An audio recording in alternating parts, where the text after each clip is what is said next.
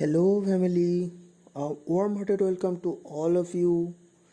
How are you all? I think all of you are fine. In this video, I am going to discuss what is tragedy and the Components of the tragedy and the features of a tragic hero, plot, and what's components, unities, types of tragedies, etc. I know many of you are familiar with this term, but I would like to request you all to listen minutely. If you find something interesting, I'll be very obliged. Before the discussion, I would like to request you, if you are new in my channel, please don't forget to share, subscribe, support, and like. And your subscription and your support will add more charms in my channel, in my videos, and also help me to think for this channel further. So now let's start our discussion. So now let's discuss what is tragedy and from which word the word tragedy actually came or originated. Tragedy, in the first place, these mean the Greek court song. Actually, from the Greek word tragoidia or goat song, the word tragedy originated from tragos, that means goat, and aidin, that means to song, to sing. The word tragedy arrived. The goat song, actually it was almost certainly denoted as it was a ritual sacrifice accompanied by choral song in honor of Dionysus, the god of the fields and vineyards. Out of this ritual developed Greek dramatic tragedy. The Greeks were the first tragedians, and upon their work Aristotle formed his conclusion that we know as the name Poetics. So Poetics is the book to which still followed to write drama, poems, and all. So, what is tragedy according to Aristotle? Tragedy, according to Aristotle, is an imitation of action that is admirable, complete, and possesses magnitude. In language made pleasurable, each of its species separated in different parts, performed by actors, not through narration, affecting through pity and fear and the purification of such emotions. So this is the tragedy, the definition of tragedy according to Aristotle. So, Aeschylus, Sophocles, Euripides, they were among the first Greek dramatists or tragedians on whose work or basis on their work Aristotle actually formed his conclusion. Okay, so one should know their name, and most of us have read Sophocles' works, or most of us has read the Oedipus the King. The story of Oedipus the King was most pathetic. So actually now I'd like to mention what was the first tragedy in English literature, which should be mentioned here. So the first English tragedy was Gorboduc, which was written in 1561 by Thomas Sackville and Thomas Norton. It was a chain of slaughter and revenge written in direct imitation of Seneca. So it should be mentioned as we are now studying tragedy.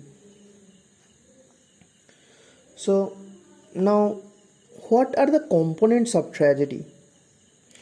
The components of tragedy as a whole necessarily has 6 component parts, which determine the tragedy's quality, that is plot, character, diction, reasoning, spectacle, and lyric poetry.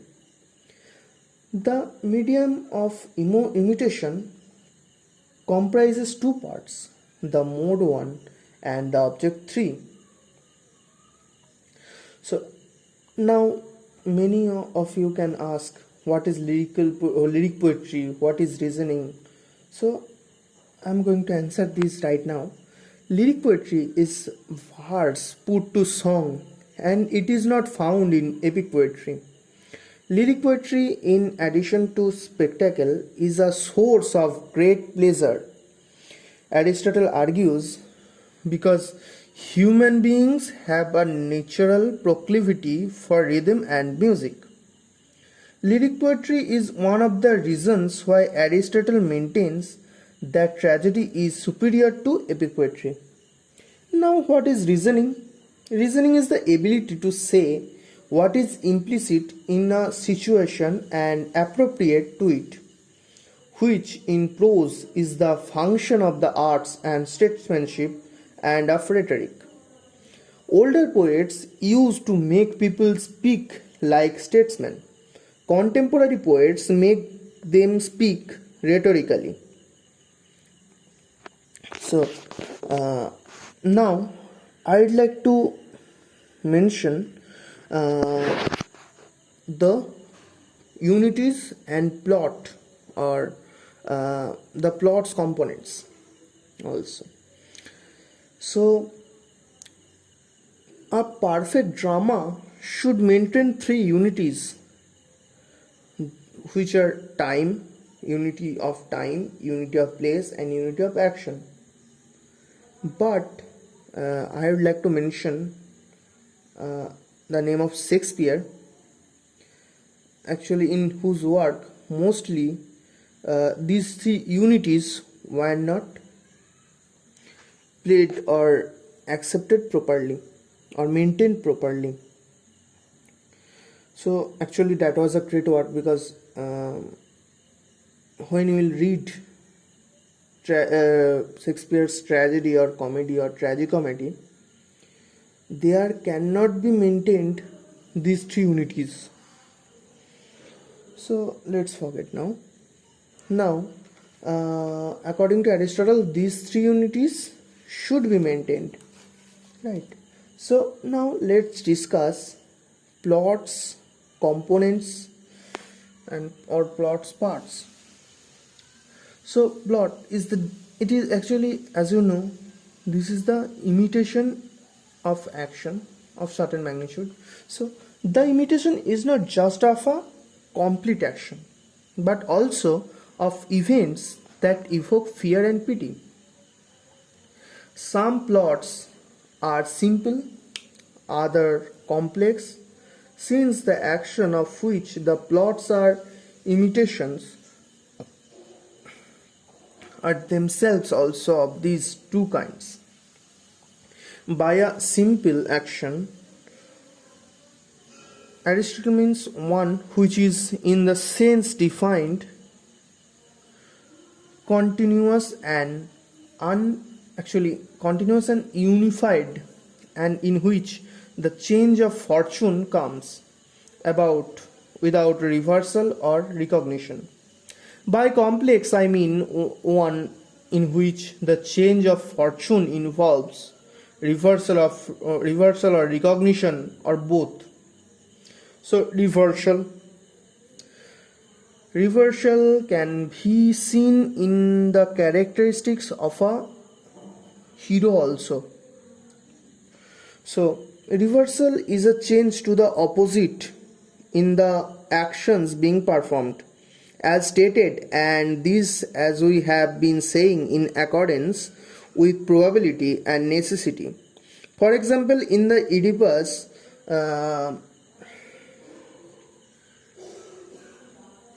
the king, someone came to give Oedipus good news and free him from his fear with regard to his mother. But by disclosing Oedipus's identity, he brought about the opposite result. Now, what is recognition? Recognition, as in fact the term indicates, is a change from ignorance to knowledge, disclosing either a close relationship or enmity on the part of people marked out for good or bad fortune. Recognition is best when it occurs simultaneously with a reversal like the one in Oedipus. There are indeed other kinds of recognition. Recognition can come about in the manner stated with respect to inanimate and chance objects, and it is also possible to recognize whether someone has or has not performed some action, but the one that has most to do with the plot and most to do with the action is the one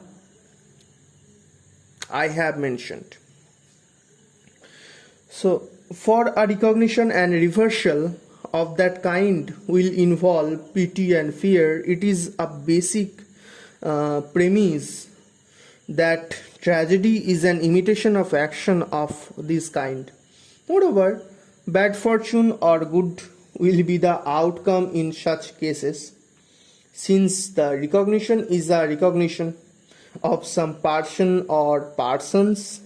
Some involve the recognition of one person only on the part of the other when it is clear who the other is. But sometimes there must be a recognition on both sides. So, the third point I have mentioned, that is suffering. So, these two parts of the plot, reversion and recognition. A third is suffering. Suffering is an action that involves destruction or pain, that will be death in full view, extreme agony, woundings, and so on. And I have mentioned another part, that is quantitative part.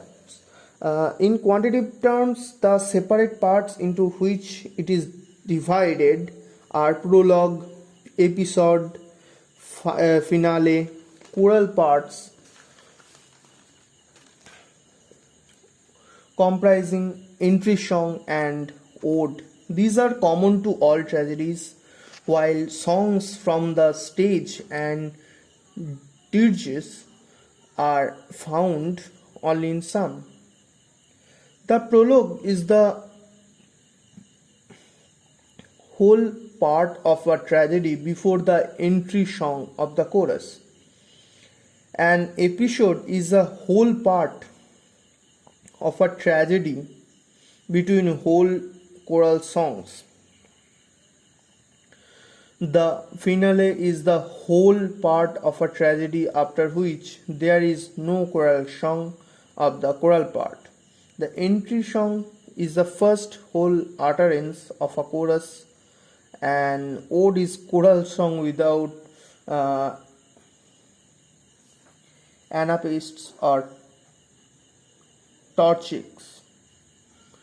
A dirge is a lament shared by chorus and from the stage. So these are some parts of a plot. So now I'd like to mention types of tragedy. So there are 6 types of tragedies, which are revenge tragedy.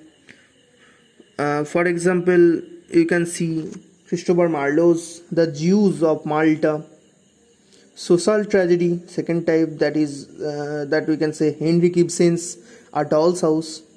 Third type is the romantic tragedy, that can be Shakespeare's Romeo and Juliet. Domestic tragedy, for George Lillo's The London Merchant.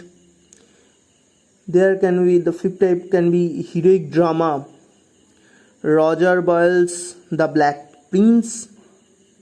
Melodrama, Emily Bronte's Wuthering Heights. In English plays,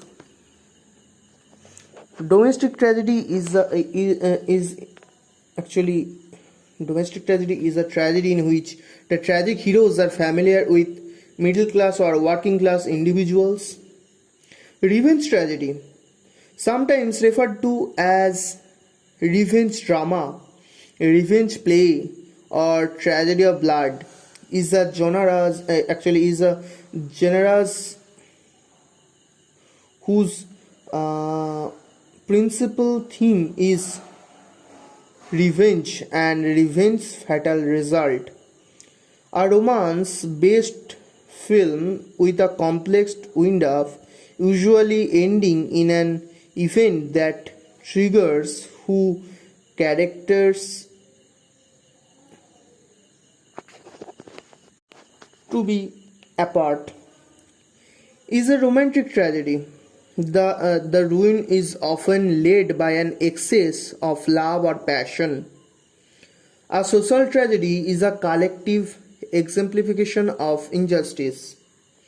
Heroic tragedy is a name given to the form of the tragedy at the start of the Restoration period. It was drama in epic mode, and a melodrama is a story or plays with a lot of sensationals. So now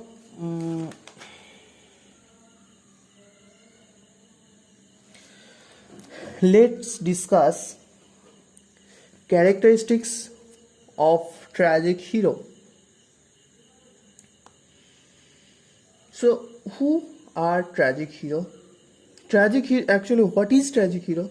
Tragic heroes are characters of noble stature.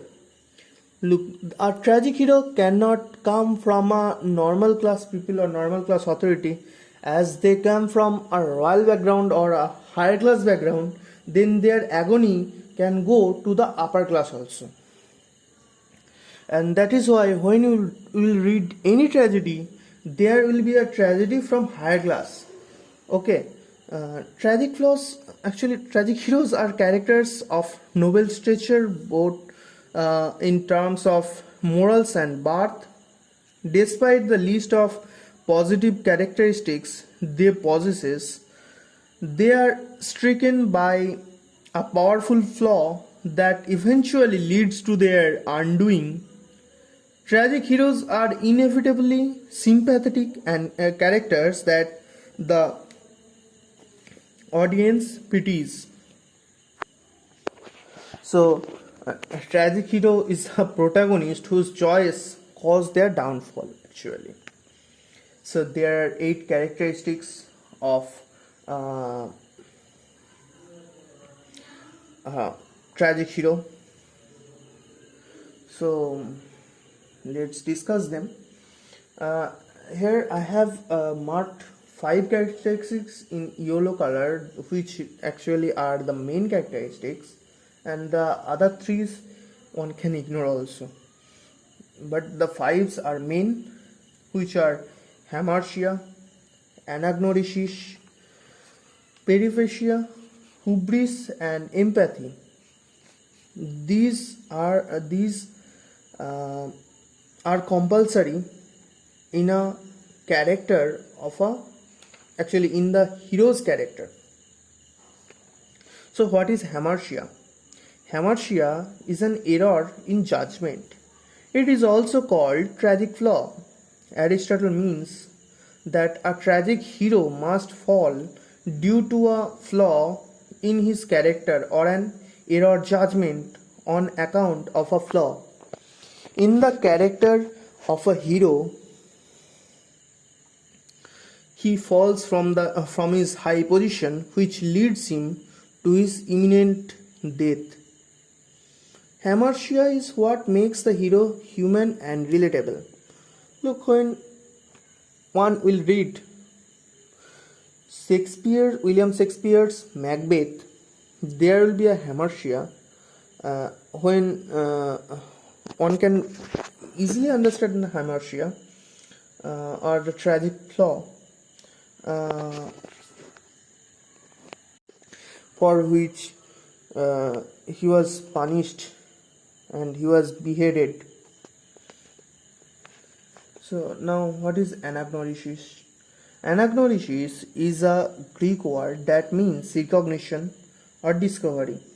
Aristotle used the word to refer to a turning point that enables the tragic hero to discover the truth about the issue.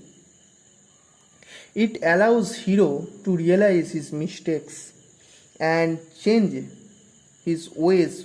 Without this realization, the hero would remain ignorant of the error of his ways. So one was and would continue on the same path, ultimately leading to his downfall. Then the third one is peripecia. This is an important literary device often used in tragedy to heighten the drama and character a sense of irony. It is defined as a sudden change in the hero's fortune from good to bad. This change is usually brought about by the hero's own action and choices. Hubris. Hubris is defined as excessive pride or arrogance that leads to the downfall of the tragic hero. In Greek tragedy, hubris is often the fatal flaw that causes the protagonist's downfall. So, everyone has moments of pride or arrogance that can lead to disastrous consequences. Empathy. Aristotle believed that a tragic hero must evoke feelings of pity and fear in the audience. He argued that the story of a tragic hero should make readers feel empathy for the character while also instilling a sense of fear. This response was essential to the success of a tragedy. So then what are the next three components of a tragic hero? They are towering personality, goodness will be presented in their character firstly, then a tragic hero must die. Actually, their death is the final result which can arouse fear and also pity for him. So I would like to stop here. If you are new, again I am requesting, please subscribe, share, follow and like. And if you have any question regarding this topic, please feel free to ask. Thank you so much. Tata, bye bye, take care.